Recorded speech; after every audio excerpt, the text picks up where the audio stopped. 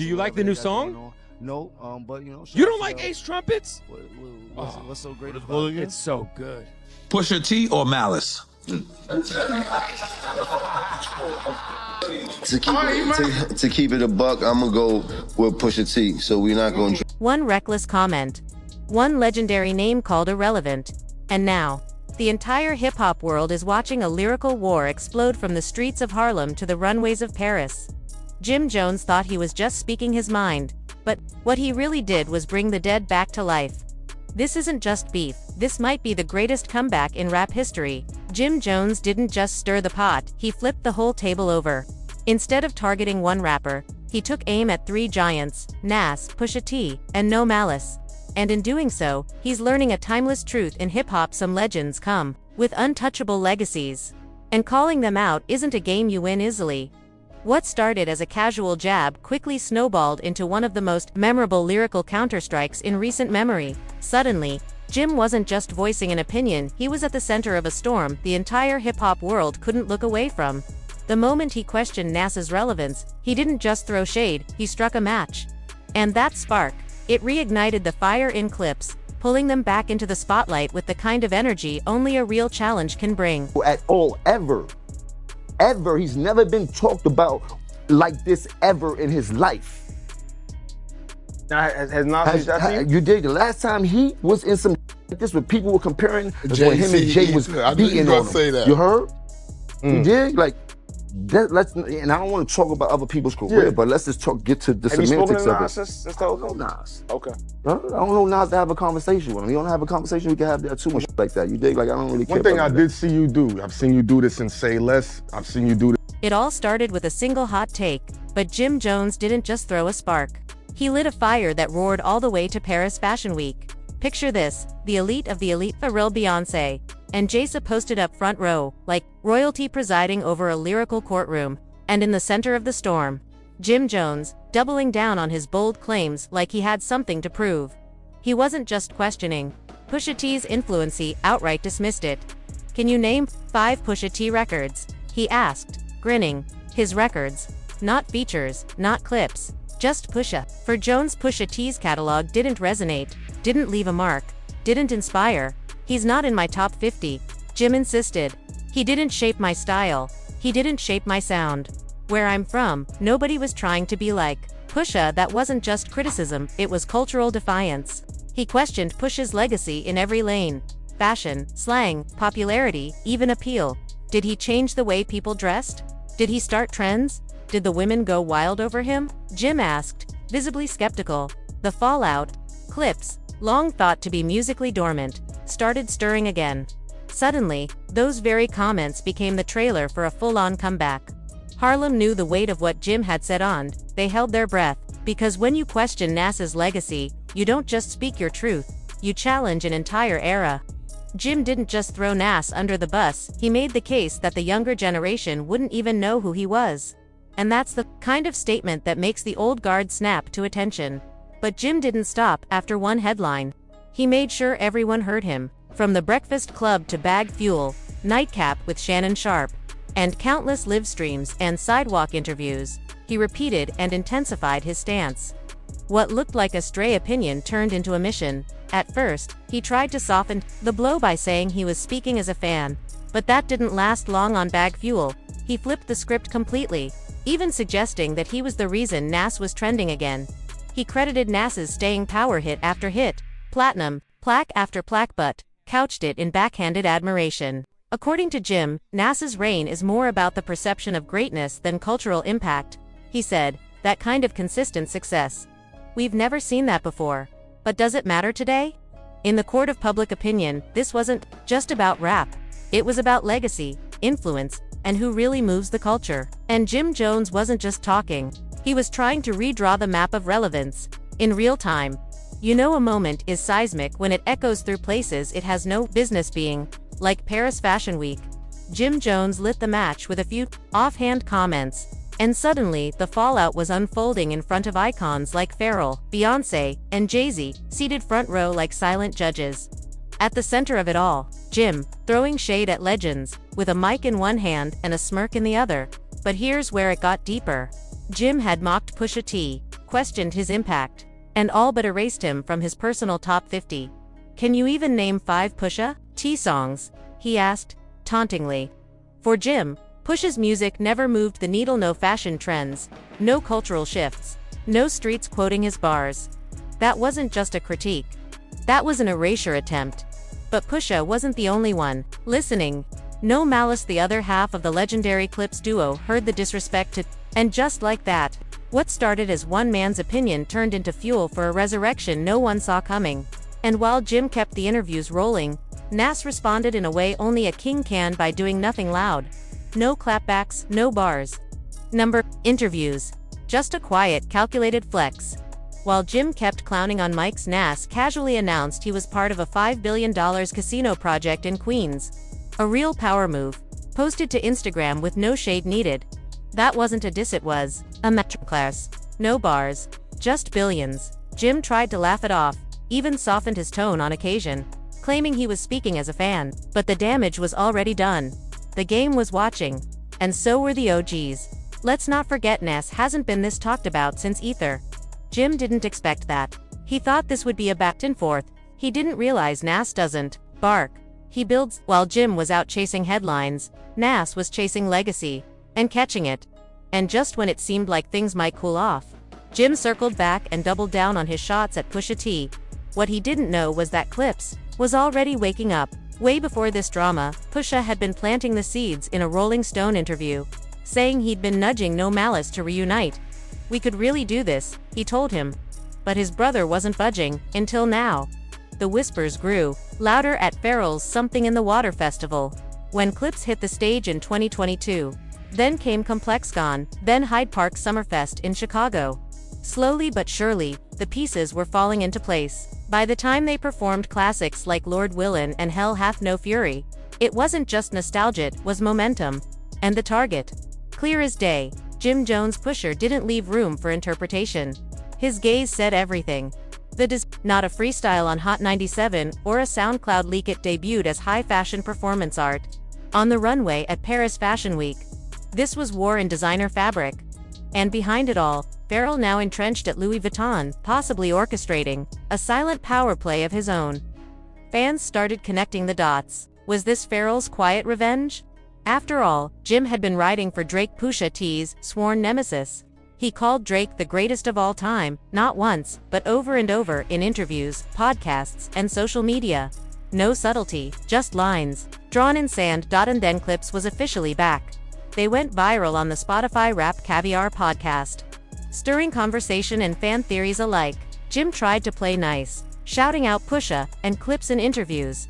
But when asked if he liked the new music, the praise vanished. "Nah," he shrugged. "What's so great about it?" But the tone had shifted. The streets, the culture, the industry, they all saw what had just happened. Jim may have meant to voice an opinion, but what he actually did was accidentally reboot one of hip-hop's most respected duos, and reawaken a sleeping legend in Nas. And whether he likes the music or not, the message landed loud and clear. Some names are built into the foundation of this game. Disrespect them, and you might just find yourself on the wrong side of a cultural moment too big to control. Jim Jones thought he was just speaking his mind, tossing out casual opinions about Pusha T, No Malice, and Nas. But what he actually did was spark a cultural avalanche. It started with dismissive comments saying he couldn't name 5 Pusha T records, that Clipse never influenced anyone he knew, and claiming Nas was irrelevant to the new generation. That energy didn't just ruffle feathers, it woke up sleeping giants. While Jim ran from mic to mic, clowning legends and laughing through interviews, Nas stayed silent. He didn't diss back. He posted about a $5 billion casino project in Queens. It wasn't rap, it was a silent power flex. And while Jim talked noise, Nas made moves. But the real twist came from the Clipse camp. No Malice, who'd been out of the rap game for over a decade, suddenly returned, and he came back cold. His verse premiered not in a studio drop, but as part of a high-fashion runway show at Louis Vuitton in Paris. The lyrics, direct shots, lines like "bird talk, we all parrots" went straight at Jim's Bird Gang brand. Even references to Paris, Dallas, mirrored cities Jim had just rapped about. This wasn't random, it was surgical. No Malice wasn't just responding. He had been listening, watching, waiting. And the moment Jim opened that door, he walked through it with purpose. What began as offhand trash talk became the perfect excuse for Clipse to lock in Agonand when they did. It wasn't just a comeback, it was a statement. What happens? But I'm ready for all things, man. Shouts to Pusha, shouts to that guy, shouts to the Clipse. I mean, congratulations. Do you like the new song? No, but you know. You don't like Ace Trumpets? What's so great about it? It's so good. It's good. It's so, oh man. It's good. So yeah, there's something going on that you ain't tell us about, bro. It's good in what? A nostalgic value of it. You don't think Ace Trumpets is hard? I don't believe them. Oh.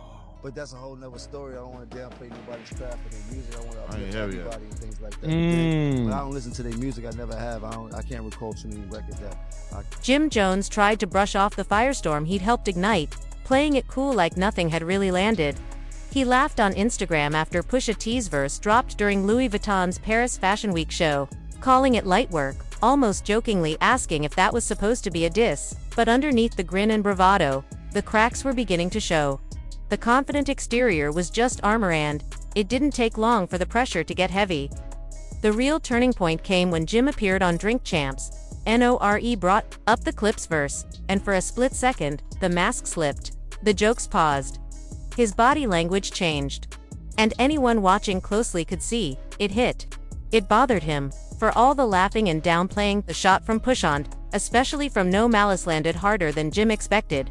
Within days, Jim rushed into the booth, dropping a response track called Chains and Whips, and here's the twist, was over the exact same beat that Clipse used to roast him. It was a move meant to reclaim the moment, maybe even flip the script. But instead of coming off like a calculated counterpunch, it felt rushed, like someone trying to catch a train that already left the station. What could have been a moment of lyrical dominance instead came across as reactionary, not a chess move, but a panic play. Then came the Beat Awards. Jim showed up, still smiling, still talking like he had the upper hand. In another interview with Bootleg Kev, he doubled down on his dismissive tone. When asked about Clipse's new single Ace Trumpets, he called it mid, claimed it was just nostalgia bait, and basically brushed it off like it wasn't even worth discussing. But again, the more he talked, the more it looked like damage control. The more he tried to act unfazed, the more it became clear he was scrambling to keep up. Publicly, he wanted to appear in control. But culturally, he was being outmaneuvered, and it wasn't even close. Because while Jim was playing defense in interviews, Clipse was running a full-blown offensive silently, strategically, and without wasting a word.